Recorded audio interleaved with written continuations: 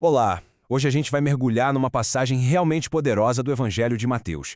É o momento que meio que define tudo o que vem depois, sabe? Um confronto direto entre luz e trevas, e uma promessa de salvação que ecoa até hoje.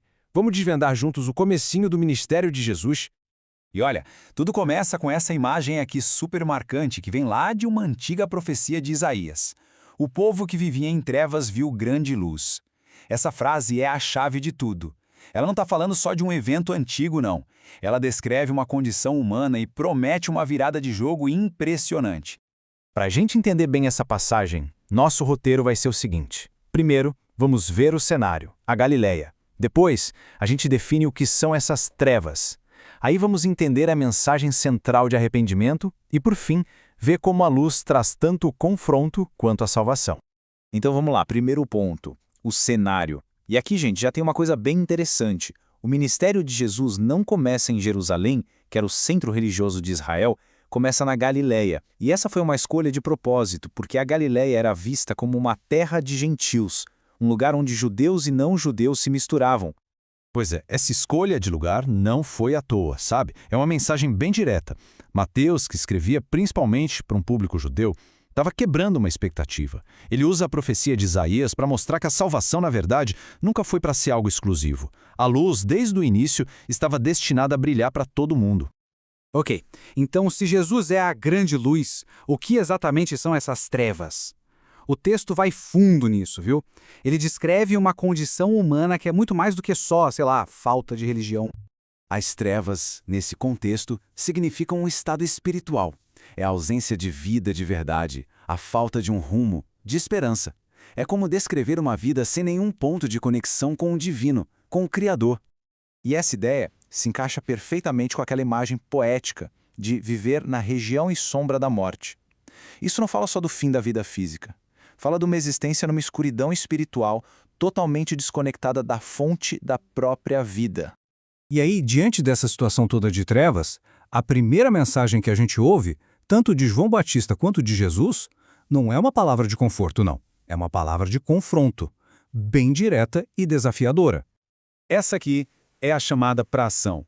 Arrependam-se, porque está próximo o reino dos céus. Percebe que não é uma sugestão, é uma declaração urgente de que uma nova realidade, um novo governo divino está chegando. E isso exige uma resposta imediata, o arrependimento. E essa mensagem é interessante porque ela tem dois lados. Por um lado, é uma verdade desconfortável, afinal ninguém gosta de admitir que está errado ou perdido, mas ao mesmo tempo é uma verdade super libertadora, porque ao apontar o problema, ela também mostra qual é a única saída. Tá bom? Então, como essa saída funciona na prática? Se o arrependimento é o primeiro passo, a luz é a força que vem logo em seguida para transformar tudo, trazendo a solução definitiva. E aqui a gente chega num ponto central do texto. A oferta é para todo mundo. É universal. A luz não brilha só para um grupinho seleto. A mensagem é clara. O amor de Deus se estende a todos os povos, sem nenhuma distinção. Judeus, gentios, não importa. Essa urgência toda é reforçada por uma ideia que a gente vê lá em 2 Pedro. A paciência de Deus é, na verdade, um convite, uma chance para o arrependimento, mas ela não é infinita. Ela existe junto com a realidade de um juízo, o que torna a decisão que a gente toma hoje ainda mais importante. Então, o texto desenha um caminho bem claro para a salvação, que é a tal da boa notícia, em 3 passos. Primeiro, se arrepender dos pecados. Segundo, confessar Jesus como Senhor. E terceiro, crer na ressurreição dele. Agora, vamos juntar todas essas peças. O que a gente vê é uma jornada completa. Um processo que começa com um confronto que precisa acontecer e que leva a uma salvação que muda absolutamente tudo. E o resultado final é esse, uma transformação total. Onde antes existiam trevas e a sombra da morte, agora existe luz e a pessoa passa a pertencer ao reino dos céus. A luz não fica ali, do lado da escuridão, sabe? Ela simplesmente expulsa a escuridão. Quando a gente analisa essa passagem, é impossível não pensar na resposta humana a tudo isso. O texto não é só um relato antigo. Ele apresenta um padrão que se repete, um confronto e um convite. Isso nos faz pensar em como cada pessoa reage a essa mensagem tão forte de esperança.